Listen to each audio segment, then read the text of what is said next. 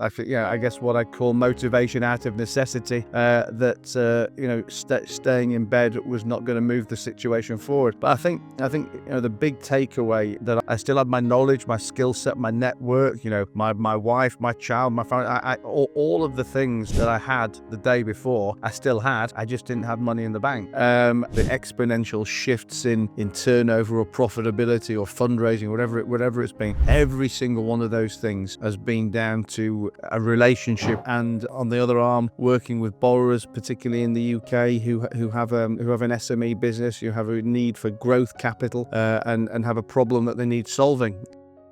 Hey everyone, welcome back to the Nomad CEO, where we interview interesting figures, millionaires, entrepreneurs, people, young men who have been through the ringer, who have a transformational story behind them. We want to know the rock bottom moments and how they made it, how they became successful again. And so here today I'm here with Matt Haycox, who has a incredible story, by the way. He's a millionaire, he's an investor, he had a bankruptcy like I did, and he has a foundation that has raised 300 million. Matt, thank you so much for joining us here. I'm really excited to have you on the show. Can you just share with us what was your rock bottom moment? And let's start with that. Well, I guess from a business perspective, my rock bottom moment will have been 2008. I was 27 at the time. I'd built up a group of businesses over the previous few years, primarily in leisure. At the peak, I was the biggest operator of strip clubs in the UK. And then, in the space of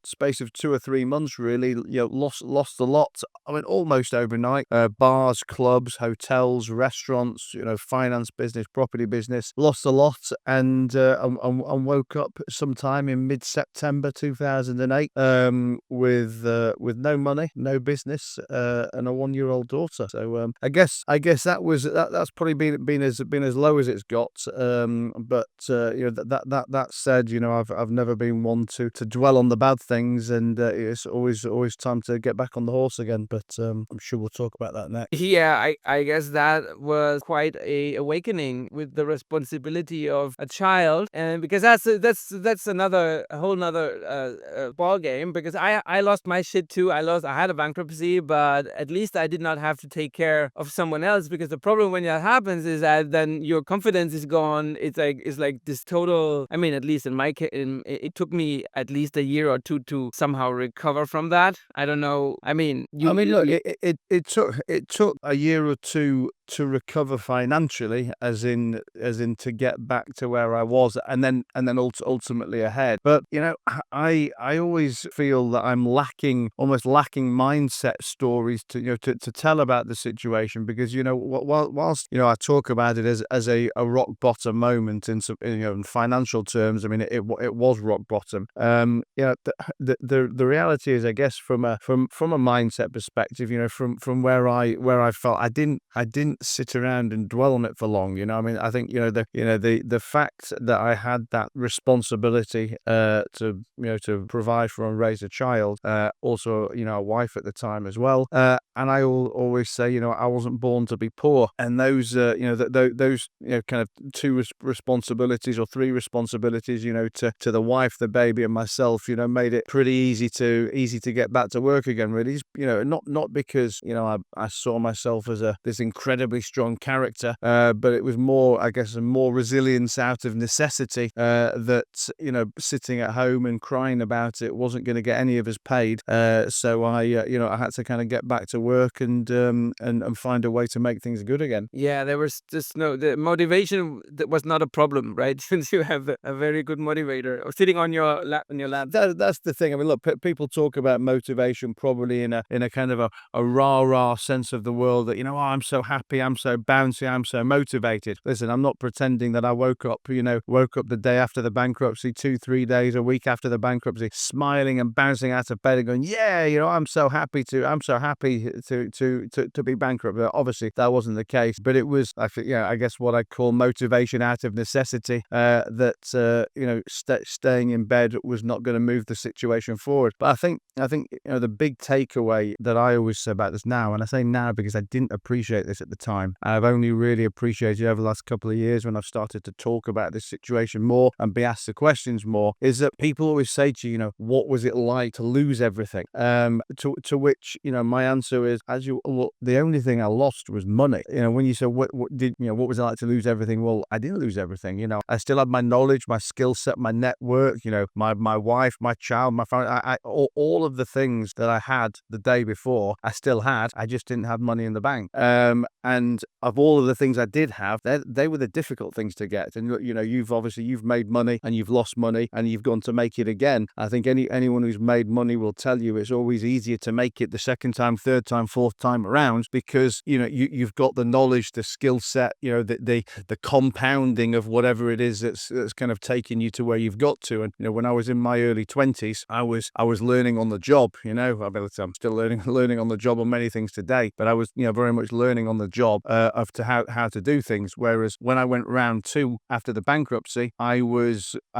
basically just reenacting the plan that I'd already learned a few years before. So I made the money back second time round a lot quicker than I made it the first time. If that makes sense. It does, yeah. There's a lot of things involved when you build a business. With the decisions that you have to, where you have, because at the beginning of any business, it's just you, right? So you have there's different. You can have a different hat on. Like, this is my accountant hat. This is my salesman hat. You're changing your what you're doing, but it's essentially the same thing again. So to you, what was because it takes some time. For example, for me, it took me some time to gain perspective again, get out of that I'm a victim mindset thing that you just, when shit happens, you get back, you have the right attitude, and then you focus on, okay, let's build again. So what is the thing that really moves the needle that you saw? Okay, this is the same thing. I've had that before, know how to do this, been there. And so what is the number one thing that you would say is that this will really move the needle, and I'm gonna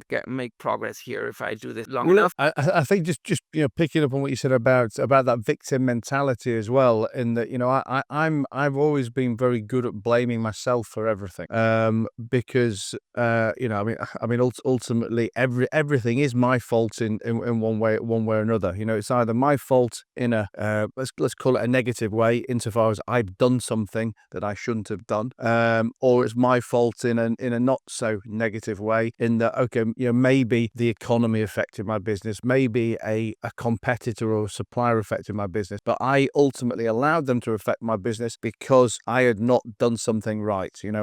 I had a single point of failure. Maybe I only had one key customer, one key supplier. Maybe all my marketing came from one channel, and that was switched. But ultimately, that was my fault for not knowing to have 2 channels of marketing, or to not have supplier resilience, or whatever those things may be. So I think just focusing on that victim mentality thing for a minute.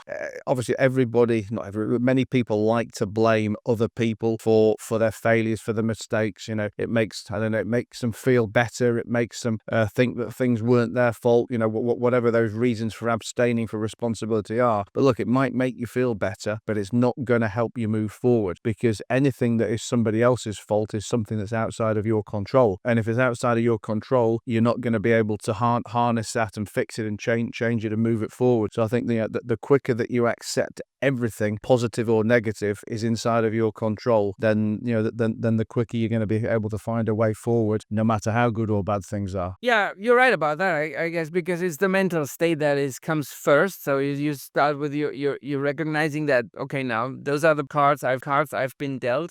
Let's play them well. Let's play as good as we can. This is a internal passive mindset shift, but I was more referring to the actions. What actions can actually bring? What do you think makes the most impact if you want to get money, right? You want to, so just, okay, yes, of course, I am responsible for everything that's going to happen down the line, but what I'm going to do now? Network, that either the network you've got or the network that you're going to build.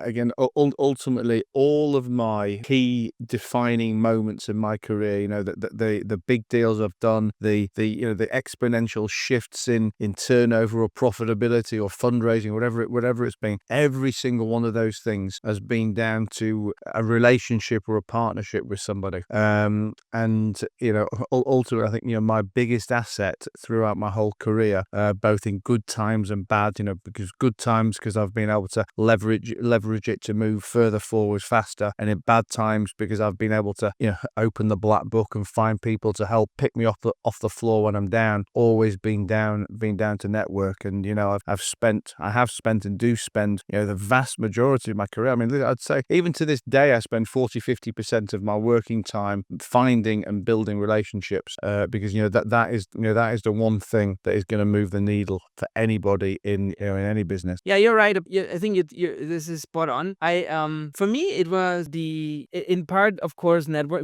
You can't do it because the problem for men specifically, and I'm talking about men because women react differently to crisis. So men, if we rock bottom, if we lose shit, and then we usually tend to isolate. So we start sort of, which is not necessarily a bad thing, right? Because you need to get your shit together again. So your headspace needs to be cleaned up, and you need to make some form of recognize where you are now, and so you can make a plan, right? So it's not a bad thing per se, but it's also it can have like some negatives and downsides. So for example, in my case, I did not know after I lost all of that, but my prior company, I didn't really know what I'm going to offer now to the world. I mean, you can network, but you have to offer value, right? So you need to have an offer, sort of. You need to turn around and say, okay, what are you going to do now? Because what is going to help other people to what's going to be beneficial, right? And so that was my problem. It took me a long time because I'm a photographer, started to do photography, but this is not something people wanted. So I had to turn around and do something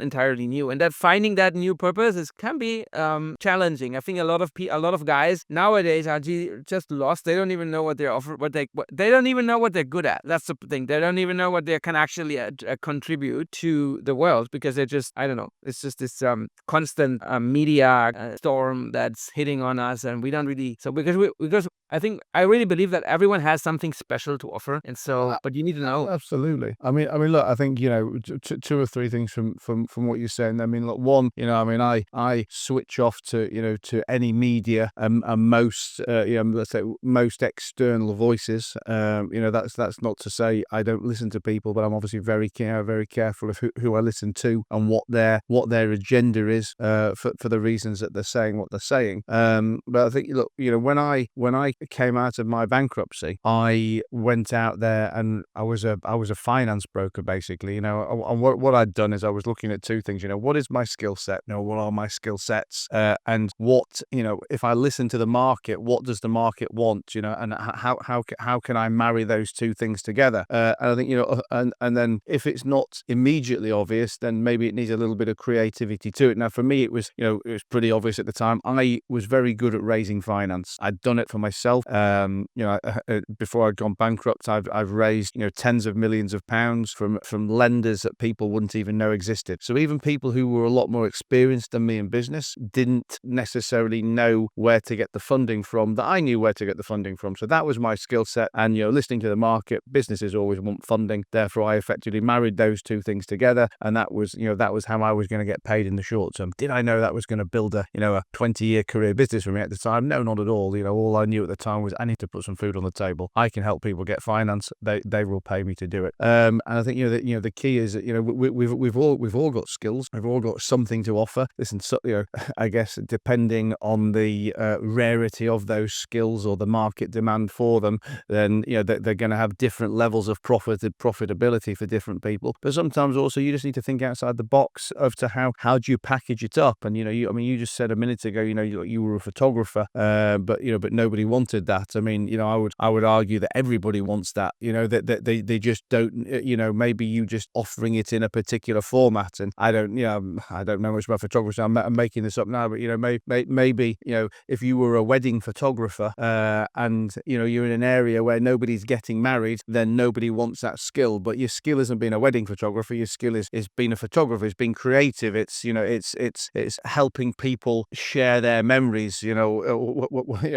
Whatever it is along those lines. So how do you repackage that for something people want? Because everywhere we look, there's a photograph. It's just a matter of you being the person to offer that photograph. You're right about that. It's with photography or with creative creative arts, sort of, it's a little bit more complex, I guess. It depends on if I mean, you're right about if you offer this as a service to someone who needs it, like a wedding photography is very lucrative, so you can make a lot of money. Or I went into hotel photography, but that was, in my case, I was more of a landscape photographer, and I actually started photography to not work. So for me, what there was like a balance from my nanotech startup. I wanted just doing photography because it was going into nature, spending time alone. This was a lot more of a spiritual thing than anything else. And when my other company failed, and I was left with that, and I tried to monetize it, and it completely failed. And then but this is just it's special. But you're right. I mean, photography is of course still a thing, and a lot of successful photographers make a lot of money. Yeah.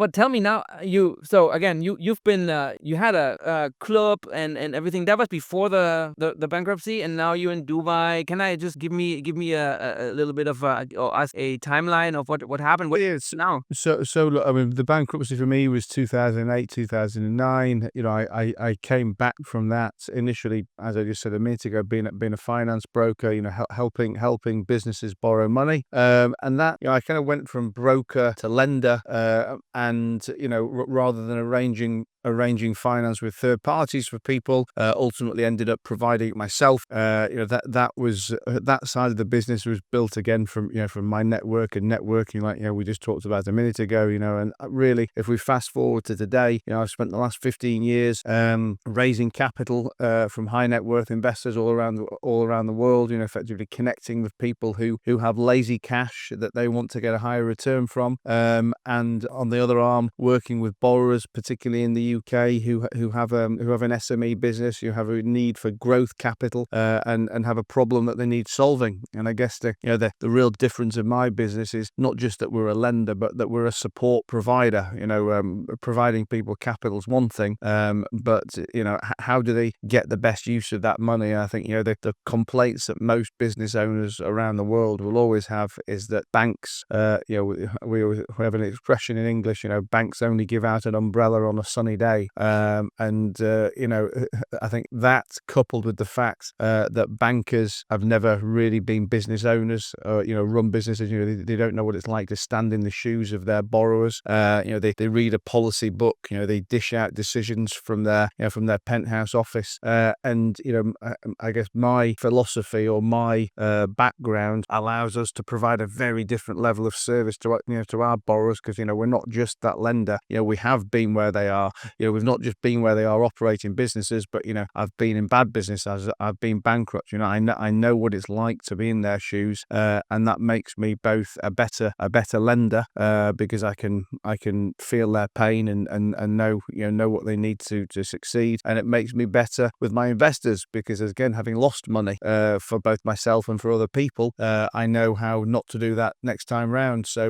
you know, it's I guess it's weaving my story into our day-to-day operations. Yeah, there's no better teacher than a fuck up. Absolutely. There is no better teacher than that. Yeah. But I guess that, you know, that the key is to try and learn from other people's fuck ups, rather than your own. But I haven't quite mastered that bit yet. But you know what? There's also some wisdom here, because for some reason there are, I mean, us humans, we're prone to not. There's some lessons are just unteachable, you know, and ironically, those lessons are usually also the most important ones. Like, for example, to your parents often enough, or you're gonna be happy just because of money, stuff like, you know, those things that we have actually we only can learn by ourselves, when even if they tell us 100 times, we're not willing to listen. And it's just tragic thing to recognize. But it just happened. Okay, so you're really good with lending money. You're making money. You're still in that finance business. So what are the 5 biggest problems that you solve for your target audience, for your clients? What is the thing that you solve for them? What's the issue they have? So I mean, so the issue our borrowers will typically have is, you know, a need for capital, Liquidity. for liquidity, in a speedy manner, because, again, you know, the problem with most business owners is that they only realize they need it when it's too late, and then they're trying to raise it in a rush. When they're trying to do anything in a rush, it becomes a seller's market, not a buyer's market, and that they either can't find the lenders in time, or the lenders they can find are not going to be giving good terms. But what I think, going back to the fact that I said, look, I have been and still am a business owner and operator myself, not just a lender. I think I can see the fact many business owners don't even really know what they need. They think they need money, but the reason that they want that money is because they've got a cash hole in a business which has been created because they are not running the business very well. They either don't know how to manage their existing cash, or they don't know how to win customers or retain customers, or or their margins aren't big enough, or whatever it is. And I think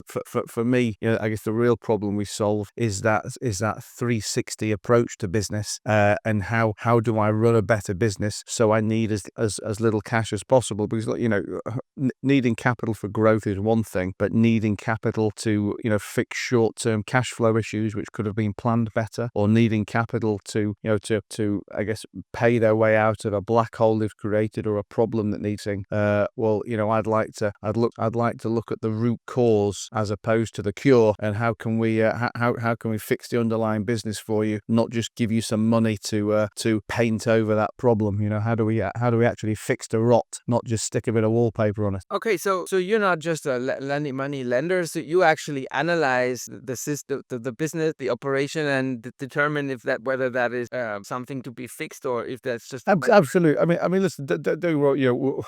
A big part of our core business is just quite simply providing loans. But the benefit of dealing with our organisation, which ultimately therefore means dealing with me and my ethos and systems and procedures throughout it, is that we can look to lend, we can look to invest, we can look to consult, to help, to mentor, and it is that full 360 service. Okay, all right. And so if I said, let's say I'm interested, and I get, okay, Matt, what do I have to do to get you to analyze my business? I mean, what's the next step for a potential client? So you just need to get in touch with me, get in touch with our business. I mean, so our lending operations called Funding Guru. You've FUNDING GURU. You'll find that quite easily on Google. Me myself as Matt Haycox. I mean, I'm very active on social. I have a podcast, newsletter.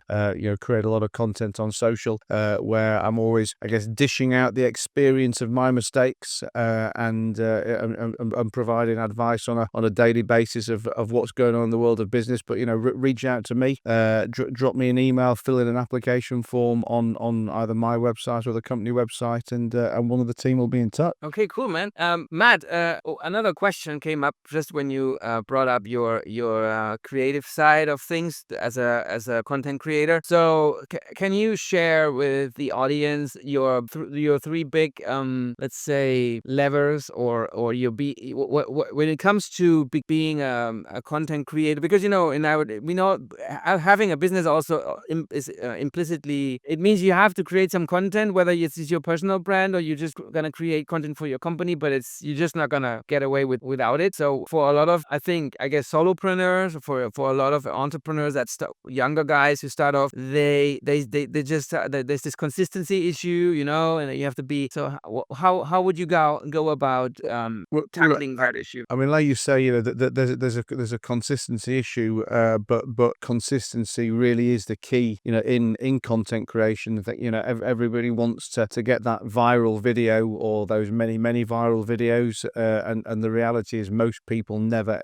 will. But for me, content creation is a matter of quality over quantity, and it's not about everybody seeing it. It's about the right people seeing it, it's also not just about customer acquisition. It's about customer retention, and really, that content creation forms part of a 360 degree marketing strategy. And take my podcast for example. I mean, I've had my podcast for 5 or 6 years, and we have a pretty decent audience now. Six figures a month of audio downloads. But if you look at the first 2 or 3 years, maybe even 4 years, we'd have little to no views, but I was getting many other benefits from it. so people say, well, why'd you do it? Well, if only 100 people have listened, 50 people have watched, whatever, what do you do it for? Now, for me, the podcast was a fantastic tool to actually meet people that I could then go on and do future business with. If I'm interviewing celebrities, CEOs, entrepreneurs, whatever. Exactly. Same here. Exactly. This is I've started it for the same reason, because now I'm talking to founders. Those are the people that are interesting to me. So now I'm actually, I mean, I'm already happy to have this conversation. Everything else is just the icing on the cake, Absolutely. So I think, you've got to look at it as the full package. And also, the fact that when I'd be doing my day-to-day relationship building in real life in person, when I meet those people and they would then Google me and see, hundreds of podcast episodes with inspiring people, it already creates a different level of framing around me. So I think, look at all the angles, not just sat there trying to create a viral TikTok video. I think it's very important to be authentic. Whatever your character is, for me, has to be consistent both online and offline.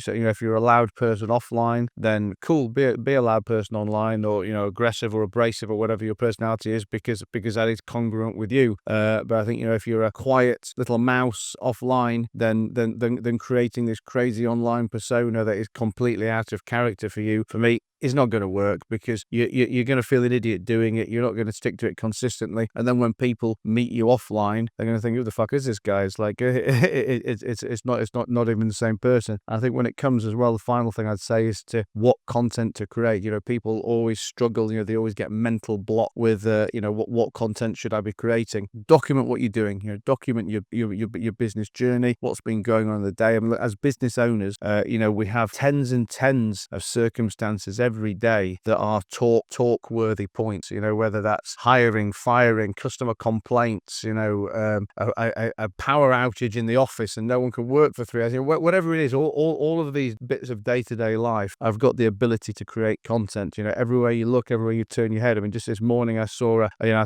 started to make a piece of content because I think I saw that the US government had spent 288 billion, I think the figure was in the last month. I just saw that as a statistic on the news feed in my elevator. I thought, okay, what is the impact of that on business owners? I'll make a quick video. There's content all around you. Don't overthink it. Just create it, and be consistent and work at volume, and something will pop. Yeah. It's this is a thing that because I guess the most important part of you, as you said, consistency means that you have to choose something that you can do endlessly. Like you're never gonna run out of things to say about something. Yeah. If it's difficult every day, you're gonna at some point you fail. I guess it's critical, and it has to be aligned with your overall mission, right? The vision where you're headed, the idea that you have. Okay, Matt. So how should people reach out to you through your website? I guess.